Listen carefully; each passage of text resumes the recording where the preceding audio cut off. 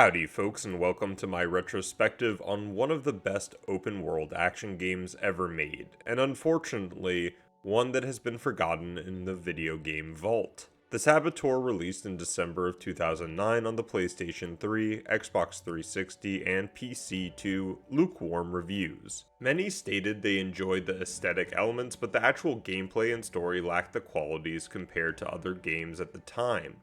IGN is quoted saying the game came with cheap thrills and criticized what they called silly animations, while game trailers called the Xbox 360 version, quote, yet another open world destruction game.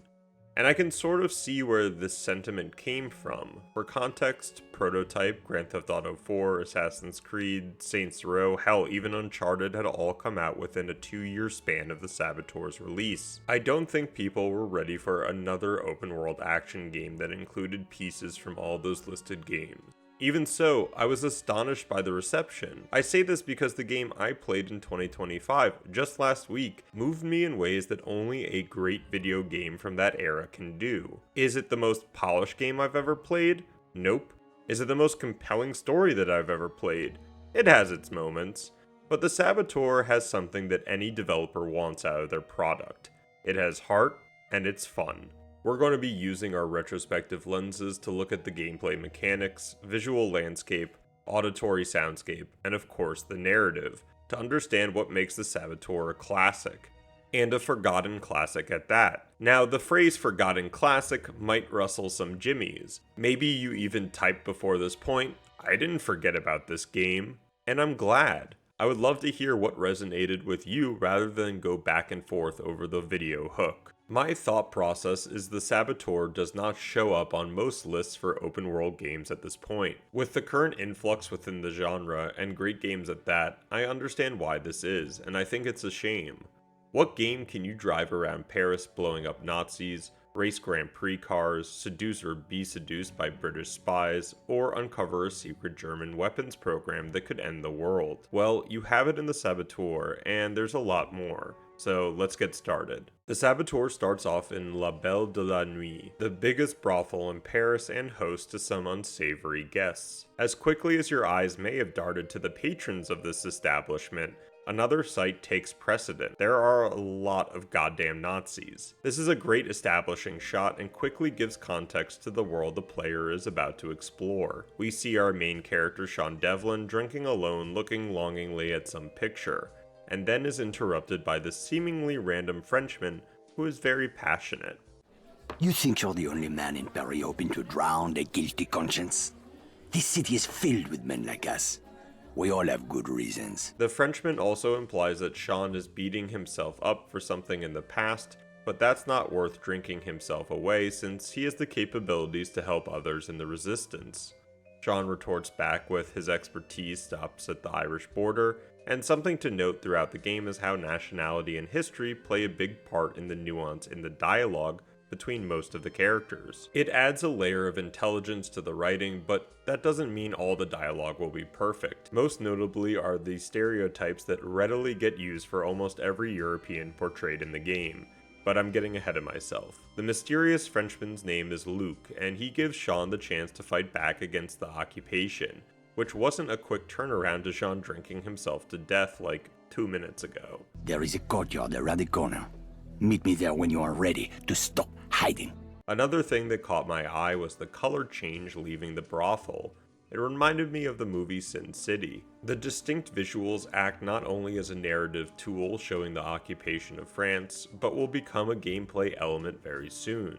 For now, Luke asks Sean if he's willing to kill a lot of Nazis and gets a resounding yes. But first I must know, are you prepared to kill if necessary? I see it. These Nazi bastards bought their own tickets to hell. We drive Luke and ourselves to the first supply depot that we need to get dynamite from. This portion acts as a tutorial and a litmus test for the game's presentation. Look at those spineless jackals. I can't stand it anymore. Whoa, steady mate. Let's just get what we came for. Espèce d'enfant du merde! Christ, here we go. Yeah, I was not ready for Luke to do that. I guess that's one way to start the melee tutorial. Melee combat is a bit rough and janky in this game, and luckily you won't have to be using it that often after you get some weapons. Eek, I did not mean to do that, I am sorry lady. Luke explains the gameplay mechanic of don't get caught in ominous barbed wire areas, and we get the tip to climb buildings. I had never played this game before, so I was kind of blown away by the wall climbing. It felt cohesive throughout the playthrough, and the level design did a good job at subtly showing where Sean could reach. With explosives in hand, we head back to the car and have a quick conversation with Luke about Sean's past. Most men would have lost their nerve by now. Tell me, my friend, what were you doing in Ireland before you came to my country? Sean discloses that he was a mechanic back in Ireland before the war, which Luke responds saying the resistance will need someone like him. I didn't know there was a resistance in Paris. That's about to change. After tonight, the Nazis will have a new enemy to fear. The fact that the narrative starts with us being the catalyst for the revolution was a neat touch, and is a thumbs up for the historical fiction we're about to be experiencing in the next couple of hours. Luke gives us more tutorial information, how we can use gunshots or explosions to distract guards away from our real targets, which was a nice way to have it presented in a organic way. That's my cue. Time to leg it. We also learn about the strong telephone wires Paris apparently has everywhere, and with a distraction set by Luke, Sean swings into the fuel depot. I enjoyed my progression throughout the game, since I was no saboteur myself at the beginning. Maybe it was the fact that I hadn't played on a controller in a while, or maybe it was 2009's clunkiness, but starting off was a bit rough for me personally. The explosion goes off with a bang, and I literally gasped when I saw the shockwave of color through the streets. It's this sort of mix of gameplay influencing player visuals that I feel like AAA titles nowadays shy away from. It's unique, it's not completely realistic, but you can't deny the impact that the player's actions have on the world they're inhabiting. Another small detail I thought was neat was that once you destroyed a depot, refueling station, barracks, etc., they do not come back. You could theoretically take out each Nazi in the greater Paris region if you wanted to. Especially in a day and age of endless drones or respawning guards or police, this is a great alternative, and gives even more purpose to your playstyle. And we'll get more into that because there are other caveats too. Get some rest, my friend. We will have much to do in the days ahead. Oh, aye. If by that you mean a sweet brunette and a glass of whiskey. Enjoy your reward, Irishman. You earned it. For now, Luke and Sean go back to the Belle, and I guess Sean lives here. We cut to black and then get our 3 months earlier storytelling trope. If you've watched some of my other videos, I'm not a huge fan of this narrative pacing, but we'll see if they pull it off. Our first new character is Jules, who was in the photo Sean was holding in the Belle at the start. Oh, for fuck's sake, Jules. You're a driver now. You want respect on the circuit? You gotta stop thinking like a mechanic. All right, and put on airs like some posh wanker with a silver spoon up me arse? No thanks, brother. We also meet Veronique, Jules' sister, and Vittore, their sort of father figure. Veronique might not have the best voice actor in the world, but don't write her off yet. Actually, don't write off any of the characters, because they have some really cool story arcs. We load the Aurora, which looks like a 1930s Grand Prix car, into the truck, and Vittore says he wants to be over the German border by sundown, so we must be in the east of France. I was surprised that the game brought us out of Paris so quickly, but I believe it works with not only setting up the story, but allowing the player to see there will be many distinct areas they'll be able to explore. Graphically, the game holds up somewhat. Don't mix visuals with the graphics, since visuals can be a style, while graphics are more detail-oriented, or at least that's how I think about it. The textures aren't great, and there was still a lot of poppin' on my computer, which never took me out of the open world, but was something I was aware of. But it's not world-breaking, since the specific areas and details you'll start noticing balance out the macro elements of the world. Plus, I came from a long time ago where map textures were the least of your concerns. Regardless, the boys get to the German border, Alemannia, which I believe is French for German, and anytime I hear papers please in German, I get a shiver down my spine. Luckily, we check out and get to the host village safely. Dropping the car off, Jules and Sean join Vittore and Veronique at the Red Ox bar to celebrate the occasion. Sean exclaims that Vittore took a chance on him, but before we get more context to Sean's backstory, this uber twat walks in. Easy, Sean. You'll need a clear head tomorrow. Dirker flew in this morning from Berlin. Kurt Dirker. I thought he was retired. Speak of the devil.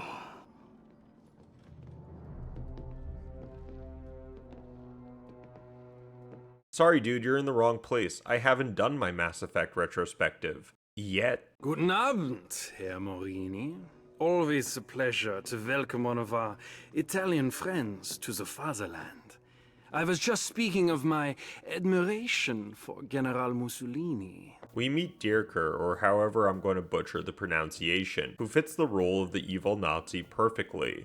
Not Christopher Waltz Hans Landa range, but still great. This scene shows off two amazing spectrums of this game, the first being the contextual nuance in the dialogue.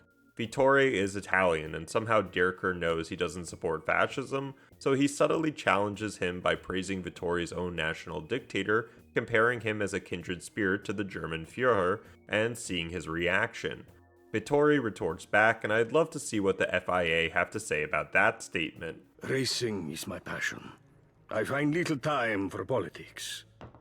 Sometimes racing is politics. The second thing is the scene shows how batshit crazy and wonderful some of the one-liners we're about to hear are. One's a hobby for rich assholes who can't get laid without a flashy car and a silly uniform.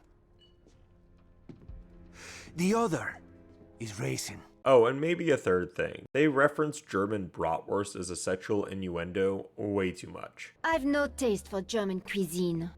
Not yet, perhaps. But soon, the women of your country will learn to savor the taste of a purebred German bratwurst. Bastard! A fight breaks out between Dirker and the Nazis and Vittore and the local boys. It was fun punching the shit out of these Nazi mechanics, and I was blown away by some of the room decorations having their own physics. But we've kind of stirred up a lot of trouble, and Jules and Sean try to leave the pub, and we're met by another character. Watch it, you bloody... Fuck me. Skylar? Are you chatting me up? And yes, I know there are a lot of characters, don't worry, we got this, it's just the prologue. We get the tutorial for chases, and I enjoyed how the game doesn't use car rides as dead air, rather exposition between characters' backstories or what they're doing currently. I would usually call this an exposition dump, a not so nice phrase for when the writer has a lot to talk about but doesn't really have enough time to show it. The Saboteur does a great job at feeling organic through its backstory and present narrative. It's refreshing that it felt like real conversations were happening with the backdrop of being chased through a petite villa in Germany. Turns out Skylar and Sean had some run-ins previously, ordained or not. It also seems like Skylar follows the Grand Prix tour since she talks about her parents wondering which European country she's in now. Sean and Skylar get some rest and relaxation with enough sexual puns to last you a lifetime. What's this for? Shaving your legs? A girl should always carry protection. And the moon fades on a long prologue that's only partway done. If I wasn't engaged with the setting and context, I would say this is a slower than usual start to a game. It also adds to the bigger picture later on, so don't fret too much.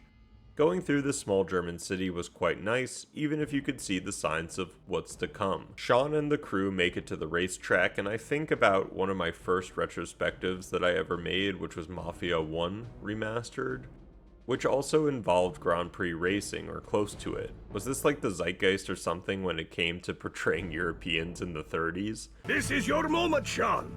Remember what I taught you. I trained you to win. Watch your ass out there! These Nazi bastards are out for blood! The driving in the game is nothing to write home about, but it wasn't terrible. You won't be losing out by spinning. The brakes on these old cars, though, might need your attention. Sean bests Dirker in the first couple of laps, but remember this guy is an uber twat and uses his Luger to shoot out Sean's tires, taking him out of the race. I wonder how many penalty points he'll get for that. No, Sean.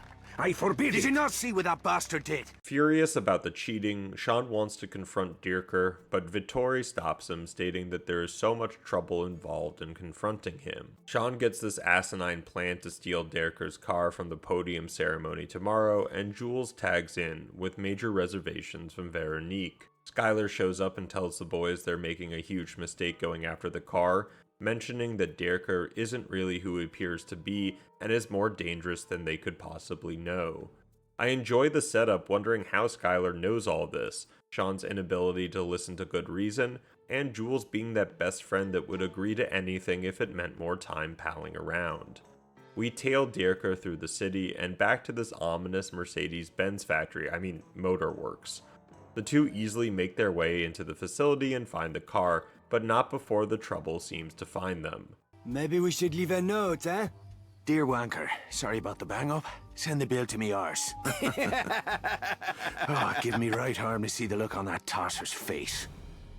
That can be arranged, Herr Devlin. Another paradigm shift happens after Sean and Jules are caught, a much darker one. I wasn't sure how evil these Nazis would be. You get a range in video games, from Call of Duty 2 AI Slop to Wolfenstein, where I would pay $5 to pull the character out of the screen and baseball bat them, but I digress. Sean wakes up to Jules being tortured, and there's so much in this scene that chills me to the core. Firstly, how it starts with the sack on Sean's head, and it's the first time we're really obfuscated from the game world. Then hearing Jules saying he can't see, but nothing is shown, is a vivid way of making people imagine what Dierker had done to him, which might be more powerful than actually showing the torture. Dierker says Jules didn't disclose information he wanted, and now it's Sean's turn. He also mentions a name, Bishop, and British arrogance, which Sean is quick to remind Dierker he hates the fucking British. Do not insult my intelligence. We know that you are a British agent. We know that you were sent here to conduct surveillance on this facility. What? You think I'm working for the damn Brits? You must be out of your bloody head. So we must have been at the wrong place at the wrong time, since this base was on high alert for British spies. Huh. Go fuck yourself! No! No! You fucking bastard! Wow, I was not expecting this scene to be so brutal. Jules' murder is a catalyst for Sean's world becoming bleak, colorless. Sean's voice acting sometimes can be jovial, but for these intense moments, he knocks it out of the park. Sean vows revenge for Jules, and we start our escape from the facility. The visuals keep delivering, and in different ways too. Shadows, art style, actual models. There's so much variety in the prologue that it really made the world feel unique. Sean, now boosted by revenge, can seemingly climb huge structures without any hindrance from the rain or being tortured for God knows how long. Grabbing an MP40, we start blasting our way out of the facility and make it to a vehicle, with the quest objective, escape Germany. Well, I'm ready for this journey. This is madness. All these soldiers can't be after me. Something's going down. Something big. And what a start this was, since getting back across the border was not as easy as entering. I've played a lot of World War II games in my lifetime, but none focused on the actual invasion of European countries, much more on the American involvement liberating those portions, namely Western France and Southern Italy. To see the Germans coming in from the east was visually and contextually striking. Plus, still being chased and trying to get back to Vittori and Veronique added to the tension. Unfortunately, Sean returns to the farm to see it already assailed by the Nazis.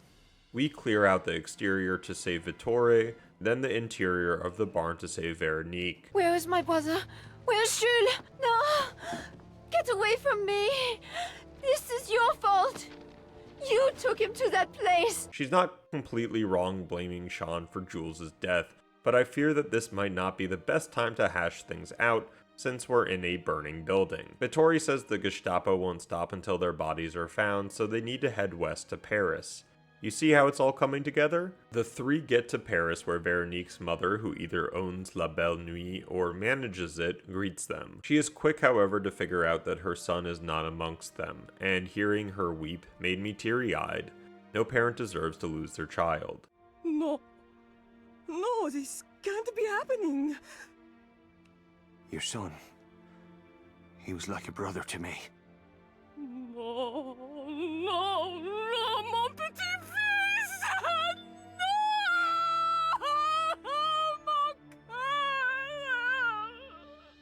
And then at the end, when the father of Jules asked Sean if his son's death was quick, Sean straight up lies to him. For as much tongue-in-cheek as Sean and the other characters had in the prologue, it might have been out of fearfulness of the future rather than being brazen or ignorant. There is some phrase about being scared and joking your way out of it, and I just can't remember. Anyways, even though we made it to Paris safely, the Nazis also got here in record time.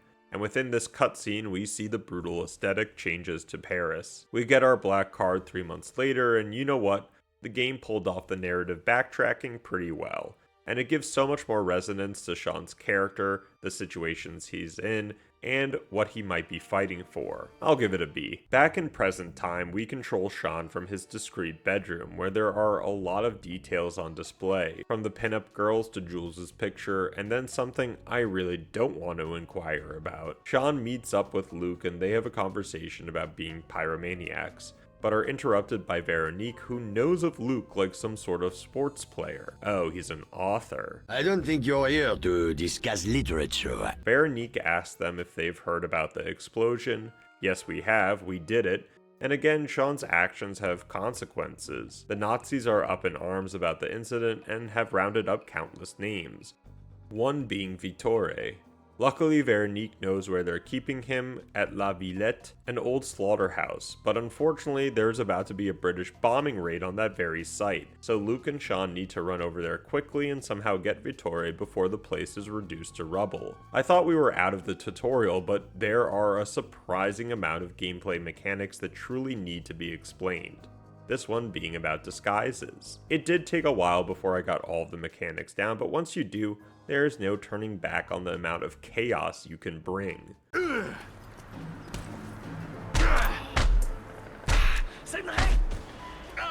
With disguises worn, we infiltrate the slaughterhouse, and some of the missions utilize time constraints. I have not been the biggest fan of that, but since it's so long since I've played a game that really utilized them, it gave more of a thrill to the level, at least for me. We rescue Vittore, but Luke comes in bleeding from some bullet wound and tells everyone we won't be able to miss the bombs in time, so everyone heads to the basement to wait it out. We get a small blurb about resistance fighters being available in areas where you clear out more Nazis, which is a great feature, and we get our first perks, another element I didn't expect from this game. Usually World War II is done with a more realistic flair, and perks usually fall into the more fantastical realm of world building. Yet the Saboteur makes this specific progression system almost perfectly, blending in player agency within the gameplay systems. Your character depended on how you played it, which made it feel organic that Sean and I were learning at the same pace, and leaves a lot to do after the main game is finished for those completionists. The bombing runs have ended, but Luke is in desperate need of antibiotics for his gunshot wound. Sean says he'll crack some skulls for the in-demand medicine, but Veronique has another way. He's called Santos. I've seen him at the Belle. He's a black marketeer. He can get what we need. I'll go have a chat with him. Wow, another tutorial? Holy moly, I didn't even feel it while playing, but watching this I'm at a loss for the pacing, even though I'm 100% into the story. We're just bouncing around, finding out how to play the game for the first hour and a half. Maybe it's been too long since I played GTA 4, but this was similar, right? I just remember driving a girl to the date and going on my merry way. Regardless, our next mechanic is the black market, where yes, you can buy medicine, but you'll be getting a lot more than just that. Luckily, Santos, our black market dealer, is conveniently in the same basement that we're held up in. Sean asks him for the medicine, but Santos gives us a quest to find an already sold bottle of champagne and bring it back to him. Easy enough, right? A lot of the early game for myself was figuring out the controls and slowly making my way to Agent 47 status.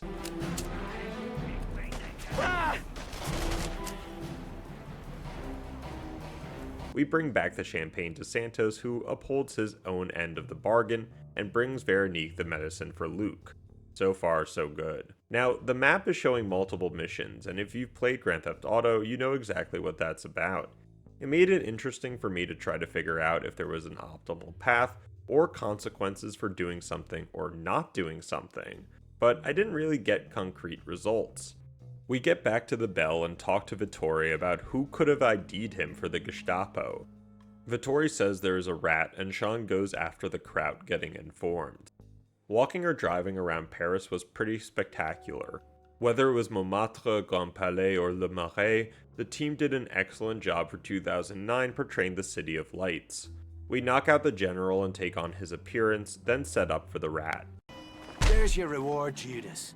Don't spend it all in one place. With that dealt with, Santos informs us that he's the shop and we get our first look at unlockables. It's these progression systems that make the Saboteur a bit more engaging than some of the other games at the time, at least in my opinion.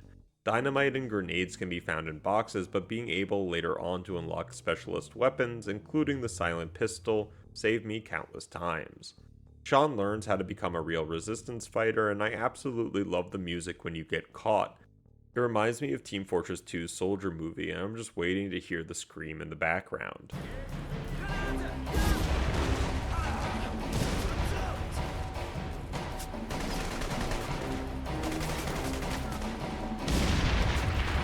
Apart from the weird niche gaming thought I just had, god damn it, I've been playing games for far too long, we evade the Germans after a pretty fun firefight and unlock maps, which show Nazi positions and other perks like ammo capacity. Sean does more tasks for Santos, which inevitably ends up with the car tutorial. Jesus Christ, I think at this point let the player intuitively gather where the garage is and what it does. Back at the slaughterhouse, Luke hasn't missed a step and Veronique seems like she's in the void. How would you like to meet some new drinking buddies? Who'd you have in mind? Luke explains there are a bunch of POW or prisoners of war held by the Germans not too far from the slaughterhouse, but as we made our way over there, something diverted me. And it wouldn't be the last time. Blowing up Nazis in this game is more than fun. It helps you out in so many ways, like building up resistance levels, getting you money for unlockables, and there are just so many targets that your dopamine won't know what to do. Yet, and there's a big yet, you gotta be sly. I was not, at least not in the beginning. The guards will often spot you, and it's not the dumbest idea to actually do some rounds before figuring out your entry point. It'll get easier as you progress through the game, and once you have the rocket launcher, you'll be the king of Paris.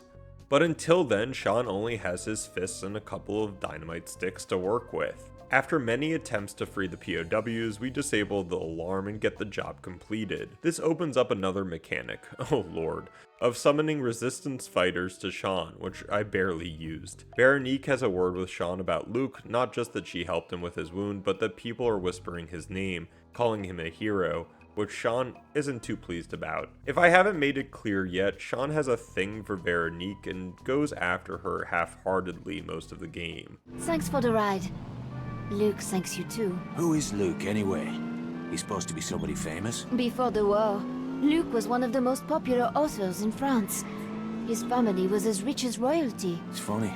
He doesn't strike me as the posh type. There really isn't a will they, won't they, especially with the sort of blank facial expressions both characters have. Plus Sean, once she starts talking about how the people love Luke, you're not in the best position to be flirting. Veronique does ask Sean if he could drive her to a couple of places, and he obliges. Veronique picks up some sort of package, and along the way to the next destination, the two talk briefly about life after Jules' death. Well, it's been ages since we hung about like this. I have not been out much since what happened to Jules. Oh, well, I can understand that. Oh, well, it does not seem to have slowed you down much. The girls at the Belle tell me you love to drink them all under the bed. I think you mean under the table. But before they get too much into it, Veronique delivers the package and oh boy, I think she's trying to impress Luke. Allez, go! Drive! What's going on? Oh, holy shite! Putain de merde! They're coming! Why didn't you tell me you were planning to set off a fucking bomb? Are you out of your bloody mind? I knew you would try to stop me! You're damn right I put a stop to it. This isn't your fight. You are wrong. They made it my fight when they murdered my brother. That dialogue is amazing, and Veronique's voice actress, without the thick fake French accent, is pretty good. While trying to escape, I unfortunately got a bad perk. which I was pleasantly surprised they did as a way to deter you from killing the innocent. If you run down like 5 or more civvies, then you won't be able to use hiding spots for 1 minute. It doesn't sound too bad, but honestly I use these hiding spots a lot to duck out of alarms, and not having them accessible was enough deterrence for me to be kind of careful while driving. The civilians do sometimes just jump in front of the car, and I think it's just bad timing on the scripting. Back at the slaughterhouse base, Sean accuses Luke of using Veronique for his own gains, and Luke retorts back with the severity of the occupation and how every person is needed to resist. Veronique chimes in about being her own person, and yeah, Sean, you can't really tell her what to do, especially after leading Jules into the trap back in Germany. Our next stop is a bit outside the centre-ville of Paris. Sean gets this letter from his old fuck buddy Skylar that she's in town and has booked a flat. My god, you rascal, Sean. But things are not as they seem. It's a funny thing. Dierker had it in his head that Jules and I were working for the Brits. Oh? How odd. I reckon he had us mixed up with somebody else. Somebody who was at that race to spy. You always were too clever for a grease monkey. Too clever by half. Slip me a Mickey. Why? Shh. Think of it as a job interview. It's time you considered a new line of work. Again, the game narratively throws the player for another shift. We've had jovial inter-Europe racing, Nazi torture, resistance starters, and now British spies? How could you not be all in on this? Miss Sinclair dosed you with a mild paralytic. The hangover should be no worse than what you're accustomed to. In that case, fuck you arseways. Ah, yes, the famous Celtic charm. Sean awakes from being drugged by Skylar to find himself in some abandoned church with a man named Bishop, who, remember, Dierker named back during Sean and Jules' torture. Sean immediately hates Bishop, and Bishop treats Sean like a third-class trash, even pulling out the intelligence file on Sean, calling him a fugitive to Ireland. So something went down to make Sean leave. Who the fuck are you people? We are a dagger at the enemy's throat, and the time has come to start cutting. I mean, what a line. Bishop's voice actor is fantastic, and the thought of working for British intelligence, no matter how gauche they are, added a James Bond element to the chaos of just blowing up different places around Paris. Bishop explains to Sean that they want him for a mission, and in return, they'll not only wipe his record clean, but hand Dierker to him on, quote, a silver platter. I thought Bishop was going to send us on some explosion mission, but nope. He explains that the Nazis have been digging up a cemetery in Paris and have uncovered a special object that now resides in a box. If we find it and bring it to Bishop, our task is complete. The one stipulation is, we don't look in the box. What is this, Indiana Jones meets Pulp Fiction? What's in the box? The contents of the box are none of your concern. Curiosity killed the cat, Mr. Devlin. The same may be said for indiscreet Irishmen. Trying to get into the cemetery and mausoleum was frustrating to say the least. One of my bigger criticisms with the gameplay is the back and forth of using stealth and then going guns blazing without any good transitions. It's hard to put in words. Disguises are good in certain situations. Walking around at a snail's pace, however, to avoid being noticed slows down gameplay to an unnecessary level. It also seemed that even though stealth and disguise could get you through some of the level, you were never able to finish it incognito, at least in my experience. So I found that if I stealthed for a bit, then went guns blazing to get a cutscene, I could somewhat finesse myself into harder areas. Sean fights through the mausoleum, and we haven't talked about the gunplay yet, surprisingly. I had a lot of fun shooting Nazis, even if aiming on the controller was not my forte. That's a French word for strong. I enjoyed the aesthetics like the knights along the pillars, and before you knew it, we found the Holy Grail, secret box.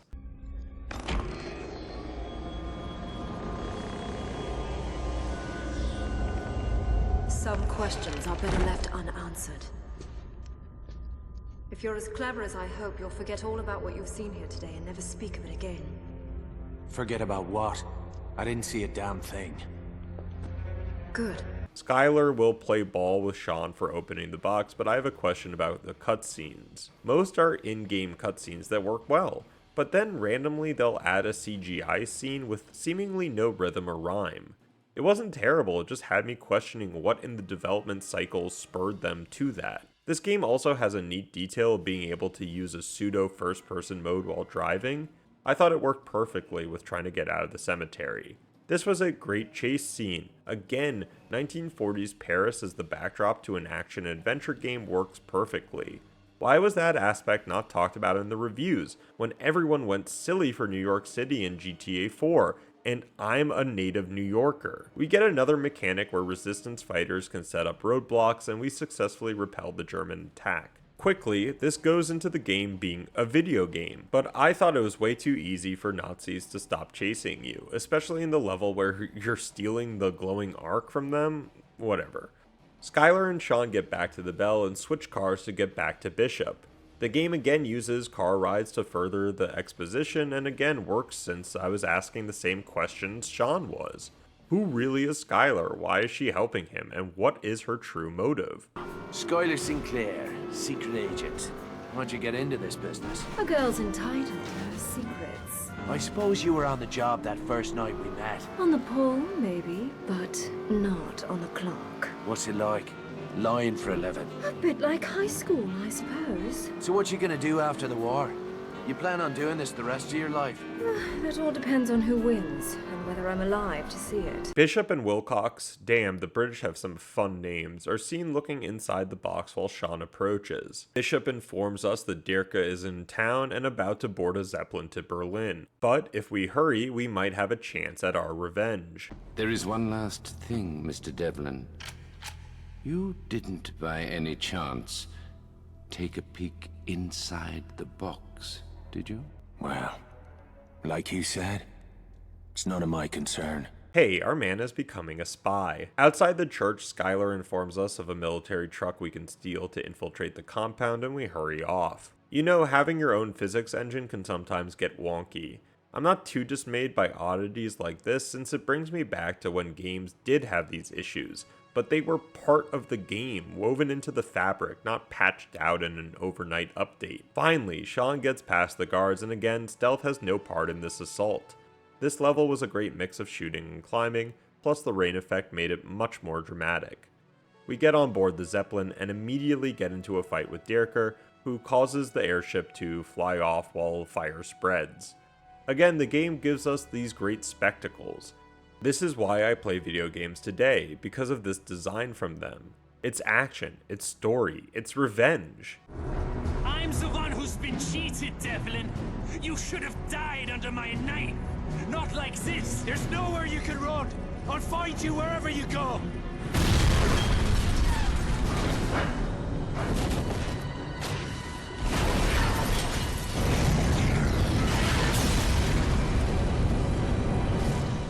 Dirker escapes with a parachute, and I thought Sean was going to find a way out of it, but no, the Zeppelin just crashes and somehow he survives. They do have a voice line later on about how Sean has like 8 lives like a cat, but I was pretty baffled they didn't go with a little bit more realistic feeling, like, I don't know, him finding another parachute at the last second. Regardless of our miraculous escape, we go back to the abandoned church to find Skylar, but are instead met by Wilcox, another of Bishop's agents, that tells Sean that Skylar's whereabouts are classified. Wilcox and Sean have an interesting relationship since both are Irish and have very different opinions about the monarchy. See, somehow Bishop got in his head that you're not just another sheep-headed paddy fuck. Looks like the old man owes me 10 quid. I'm sure the British won't miss 10 quid, but if His Majesty wants my help, it'll cost him considerably more than that. That's what he said you'd say. Nevertheless, Sean accepts the job to destroy some sort of radar base, but does ask what radar is. That's a very smart touch since radar was invented by the British scientists in the 30s, but wasn't commonly known until later. This was a crazy scope for a mission since we hadn't tackled a base of this size or enemy presence before. There was an art to this level, and I really enjoyed the fact that you could target the barracks first so that guards couldn't respawn. With the German radar down and no word from the British, we head back to the slaughterhouse and talk to Luke and Veronique. Sean tries to apologize for overstepping, but Luke has to be French and come in with a bottle of Pointe de Vin while carrying a sick bullet strap. I've been saving this bottle for very special occasion. Sean, I did not know you were back. Aye. Just in time for happy hour. Or did you have another rare pleasure in mind? I guess we just rooster blocked Luke, who gives us the spiel of the resistance is growing stronger, yada yada, except this time, other divisions have contacted him stating they want to join forces. You trust these people? Not yet. But we cannot pass up the chance to forge an alliance. Actually, I was hoping you would look into it for me. I can see you're busy here. Before we can bring together the resistance, Sean does some more work for Santos and then sees Vittore, who has some more vague backstory to tell, stating that Sean's vendetta with Dierker is a similar reason why Sean had to leave Ireland and be under Vittore's protection. Then you are a fool. Only grave diggers profit from such madness. Jules is owed a debt. I'd see it paid in full. This isn't about Jules. This is a very powerful scene for a couple of reasons. One, that Sean does not lie to Vittore about his intentions. Rather, he openly expresses that he is willing to throw away his life for revenge, which is a nice reprieve from main characters trying to deflect from their true intentions. The second thing that stuck out to me was how Vittore took Sean in when something must have happened to Sean's father. There's also mention of a fire and something feels tragic, yet it's never specifically mentioned. We finally get into contact with the first resistance cell that Luke was talking about, and meet Margot, their leader. It's one of the best details in the game that the Irishman is now becoming synonymous with the resistance. Margot states that she's heard of Sean's exploits and wonders if they're true. This goes further, and I hope I can find the 3-second clip in my 15 hours of footage where you can overhear German guards go, "Ich bin das Saboteur?" Like he's the frickin' boogeyman. Nicht mal ein Lock den Bench nicht pießen. Vielleicht, aber war am Schlachthaus, als es passiert. Sagte, der Ehre war verantwortlich.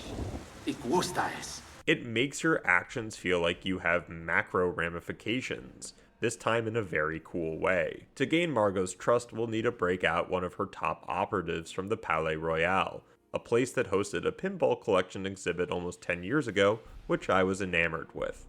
This time was a bit different. Saving Byron, I don't even know how to say it, from his cell was difficult to say the least. We drop off Bryman at Margot's and have the vote of confidence from her crew. Back with Luke, he explains that some of the fighters were caught with explosives and none other than Dierker tortured the information out of them. I couldn't help but laugh during this cutscene though, since I had been a naughty Irishman before and had blown up a couple of cars. Seeing the guards slowly approach Das Saboteur is an image that will stick with me. Speak to Bryman.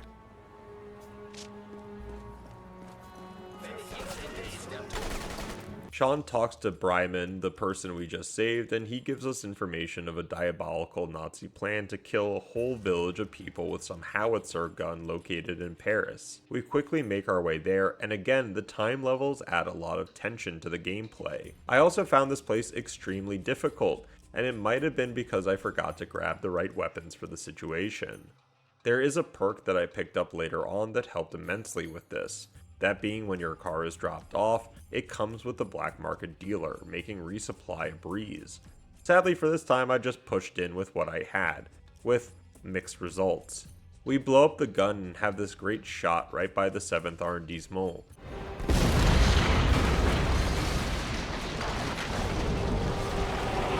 Back with Bishop, Sean asks about Skylar to no avail, but is told that the factory that Jules and him went to get Dierker's car during the prologue was actually and is a secret Nazi facility used for experiments, hence why the Germans thought the two were spies. With this caveat, Sean is still reluctant to work with Bishop, but there's nothing a good crate of Scotch won't do. The VC is my government's highest honor. Then I'll know what to wipe me arse with. Let's call it a case of Scotch. Now you're talking.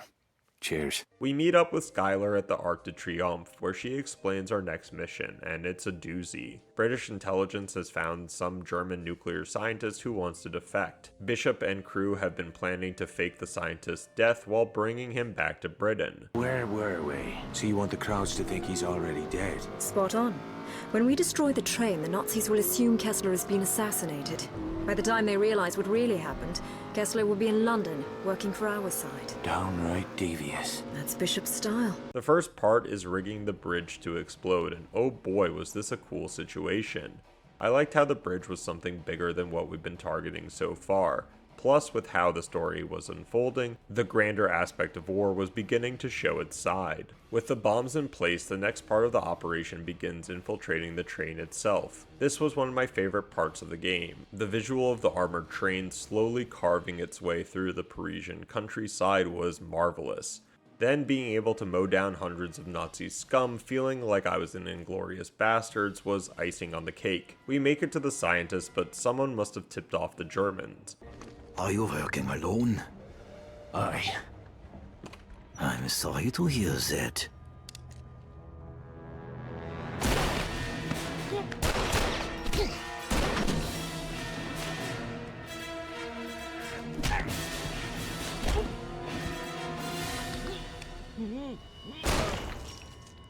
God damn, that's brutal. Sean finds the real scientist tied up in the closet and makes sure that Kessler's passport, that's his name, would be found in the wreckage. Time to go.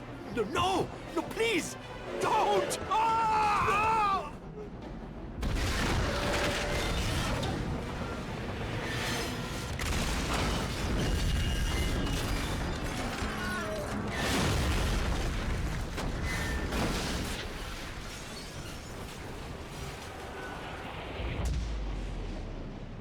See, that's freaking epic. Even with the successful extraction, spying never goes fully to plan. The flight out of Paris has been cancelled, and they'll need to haul up somewhere with the Kesslers before the next one. Sean brings Kessler and Skylar to the slaughterhouse, which Luke isn't too happy with, since bringing any unwanted attention to the outfit might cause more harm than worldly good. Our next objective is to procure transfer papers to the southern zone. It's the game's way of locking you out of certain areas, even if you could theoretically get to them without it. With those in hand, we're able to transport Luke to the meeting of the minds. What's so important that you'd risk bringing together every rebel leader in the city? I won't discuss it here. For now, I can only say that you play a key role in our plans, Sean. I don't like being kept in the dark, Luke. Then come with me. We will go meet this man Mingo. Then we will discuss what comes next. The meeting of resistance takes place in the Marais, where Margot, Luke, Sean, and Mingo, another resistance leader, meet, but are quickly interrupted by a shootout. We escape the pursuit, and the leaders decide the safest place to meet is in Mingo's hideout, which is situated in the catacombs underneath Paris. My headquarters is not far from here. Is it safe? It is the one place in the city where Germans don't dare to tread. Even the Nazis fear to walk among the dead. Luke tells each faction that the Nazis are looking to host the European Grand Prix in Paris soon, which will host the top Nazi brass and generals. Sean, having PTSD from the last Grand Prix, exclaims that they won't be able to get close to anyone important. Luke then explains his plan. Sean will win the race, get close to the generals, and flame bomb them back to the Stone Age. Plus, Vittori has some good news for us. And Sean, you may be interested to know that the Germans are placing bets on the winning driver. At last count, the odds were 5-1 in favor of Kurt Dierker. Wow, what a great way to bring back the beginning. With Vittori, Sean tries to make amends for how he left things, but it seems like business takes precedent. Vittori explains that the Nazi general going to the Grand Prix has the Aurora, the car we raced back in the previous Grand Prix. Even better is that Vittori thinks there's a way of stealing it back for the race. I kid you not though, this was not easy. Sean has literally to fight through a whole entire Castle Wolfenstein regiment to even find the frickin' car. Don't get me wrong, this was a great sequence, but the way that Vittori was explaining it, I thought it was like parked in some garage with the door left open. Sorry, asshole! Coming through! We arrive back with the Aurora, and Vittori lathers a new paint finish. Skylar gives Sean a new identity for the race, but before we do laps around these noobs, we have to rescue another person, and it's the German scientist's daughter. News on Maria Kessler's whereabouts. She's being held in the Hotel de Ville. Then I'll go in and take her out. Yeah, I thought so. This was also a fun level, since it felt a lot more intimate inside. Halfway through the jailbreak, we meet the Ubermensch of the Third Reich cannon fodder. Whatever these guys are supposed to be, they're scary and tough to kill on any difficulty. They also drop two of my favorite weapons in the game, the shotgun and the machine gun. Again, this goes beyond the teetering of realistic and fantasy, but I could care less with that fire rate. Finally, after using a bolt-action weapon and dull explosives, we could become Max Payne circa 1938. The game also makes great use of set pieces. It's really remarkable that an open-world game of this time had so many scripted events, which were always challenging but fun. I wonder if the escalation of the game gets a bit obfuscated when doing the main story review, because a lot of my progression is through the side areas that you'll be targeting, which were not important to the story. Knowing we went from small tavern brawls and chase scenes that lasted a minute, to now fighting on the Hotel de Ville with machine guns and maxed out grenades, it was just awesome. Gott im Himmel, this is madness! We grab the girl and bring her back to her father, and one of my favorite lines for some reason is when he says he doesn't know how to thank Herr Devlin. I do not know how to thank you, Herr Devlin. I will never forget what you have done today. It's just a genuine response, but the reunion is cut short. Bishop can go and shite. I don't work for... German machine guns. Nazi soldiers! We're surrounded! They must have followed you here! What? That's impossible. No one can... Damn you, Devlin! You've killed us all! No! Skylar! What the fuck has gotten into you? I can't allow them to take Kessler alive. There's too much at stake.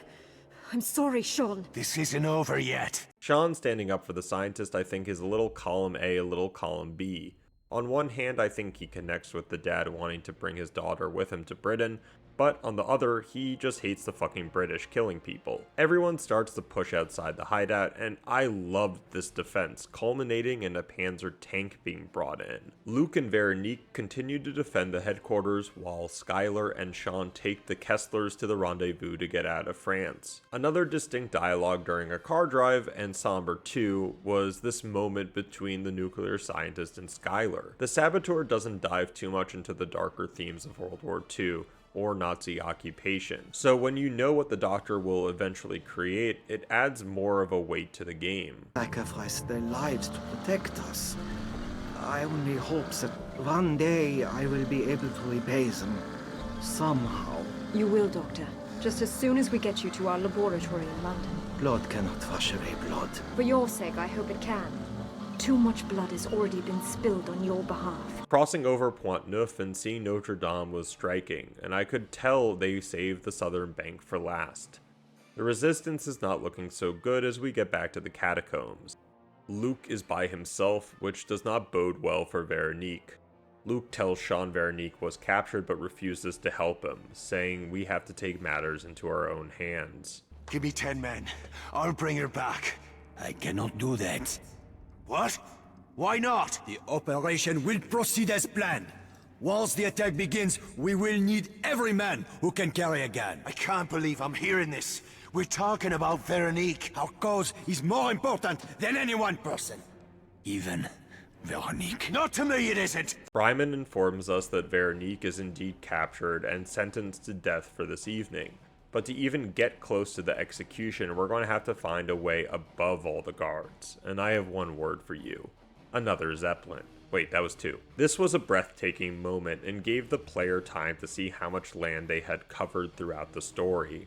Not only that, but what a thrilling way to save someone. The Saboteur has these moments of direction that resonated with me a lot for their powerful nature and bone-chilling audacity. Watching people get executed is never easy to stomach for me personally, video game or not, and having the ability to interfere with it felt rewarding in a lot of ways, even if I couldn't save all of them. There is another awesome chase scene, this time with us on an MG gun mowing down Nazis left and right. Veronique's character arc is outstanding at this point. She starts out as this dopey sister and now is in the thick of the French resistance making her own choices. Wow, Rise would be proud. Veronique knows that Luke refused to get her, but she is seemingly okay with knowing Luke is truly for the cause. Sean warns Luke about a possible mole in the organization and wants to postpone the operation. No one listens, and we get a glimpse at what Luke has in mind. The blast will be heard across the city. That will be the signal for attack to begin. We will strike simultaneously at these locations. What is our plan for getting the driver out? There isn't one. Once the race begins, he will be on his own. hearing him say there will be 80 kilograms of explosives on board the actual race car. Yeesh, don't crash out in free practice, Sean. But before we get to volunteer, Vittore tries to take our place as driver, which works out how you'd expect Sean to take the news. You once told me never to throw my life away. We were talking about revenge. This is something different. I can see your point. But you're forgetting one thing. I'm the one that started this race, and I'll be damned if I'm not the man to finish it. Sean tells Bryman to send the Kesslers to the Belle Nuit and that he'll be taking on the race. Another great callback to the beginning, this time with so much more weight on Sean's shoulders. I mean, can you blame him? I am proud to call you a friend, Signor Morini. When this war is over, you will be honored as a hero of my country. In that case, you better make sure they get me name right.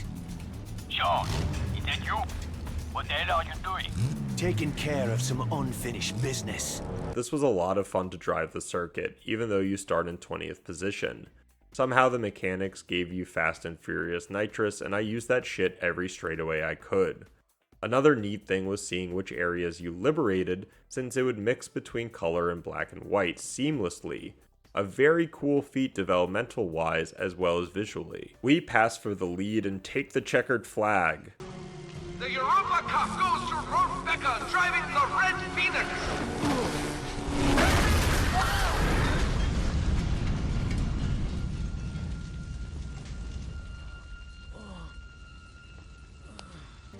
Put that in your fucking movie! Now that's one way to look cool after an explosion. With the German top brass barbecued, we have to make our escape, which was not so simple. And yet Sean's actions have consequences. The Gestapo have attacked the Belle, and when Sean finally gets there, he's too late to save the Kesslers or Vittore. With Paris turned into a war zone, we head back over to the catacombs, which are being assaulted by the Nazis. There were some great shadow effects in here, and I'm glad the game used them sparingly, since it gave those moments a wow factor. There were some other great parts in the sequence that I enjoyed a lot, and the game has this great give and take with the lighthearted banter and intense crossroads. What the hell are you doing here? I came to warn you. The crowds know you're here. Luke! Tell your men to throw down their arms! You can still save their lives! Santos. He sold you out to the crowds, led them to the Belle. Veronique, your parents are... Not now. Turns out Santos was the double agent working for the Nazis, and to be honest, I think they did it for more of a sub-villain than anything else. Like, why wouldn't Santos just give up Sean on the second forged paper he asked for? Regardless, this catacomb fight was engaging, but ends in tragedy. Luke gets trapped by rubble from an explosion and tells Sean to end his life, or the Nazis will make him talk. Are you out of your fucking mind? You know what will happen if they take me alive. You have seen Dirker's methods firsthand. I can't do this. Compassion is a luxury we can no longer afford.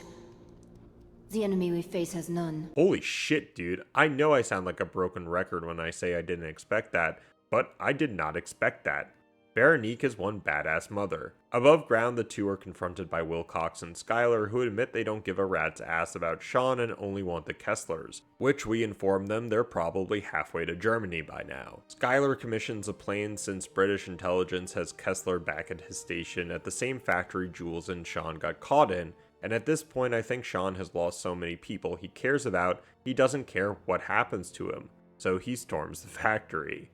I mean, what else can I say about this assault? It had everything from explosions to intense firefights and narrative meaning. Veronique and Sean find Kessler's daughter in the same room that Jules was murdered in, and oh boy, I was feeling that rage inside. Take the girl and go. I'll find Kessler and meet you at the airstrip. But what about... I said go!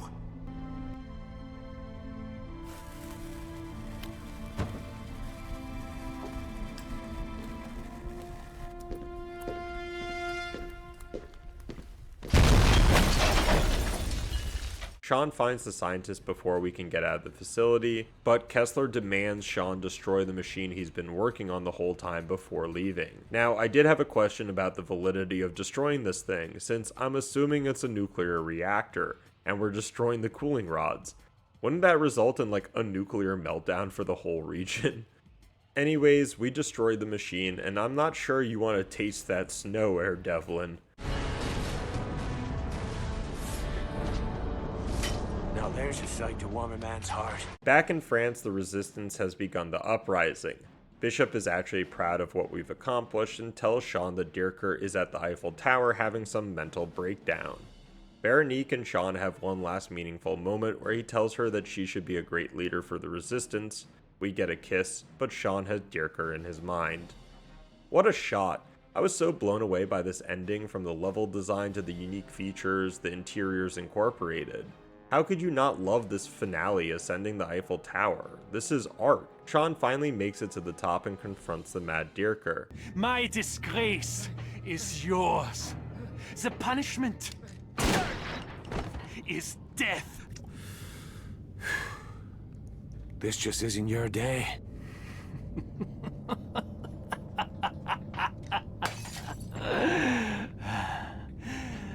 You were the only one who ever escaped.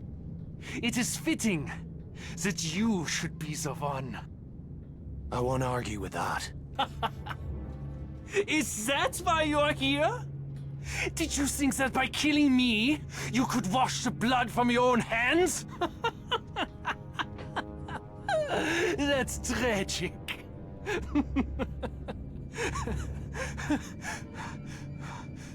We are going to hell, aren't we, Irishman? Maybe. But you'll get there before me.